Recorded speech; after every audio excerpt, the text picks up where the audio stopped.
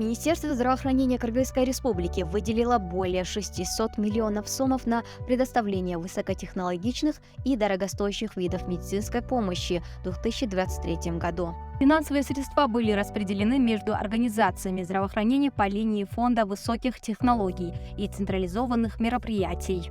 На эти деньги закупаются медикаменты, расходные материалы и медицинское оборудование для оказания помощи пациентам с различными заболеваниями, такими как сердечно-сосудистые заболевания, онкологические заболевания, иммуносупрессоры для пациентов с пересаженными органами и другие. В настоящее время объявлены тендеры на закупку препаратов и средств для пациентов с сахарным диабетом и для пациентов с сердечно-сосудистыми заболеваниями. Кроме того, проводится мониторинг цен и разрабатывается конкурсная документация для объявления тендеров на закупку материалов и оборудования для оказания помощи в других областях медицины. За первый квартал 2023 года организации здравоохранения Кыргызской Республики, работающие в системе единого плательщика, получили финансирование на сумму 5 миллиардов 150 миллионов 393 тысяч сомов, в том числе на медикаменты на сумму 448 миллионов 950 тысяч сомов.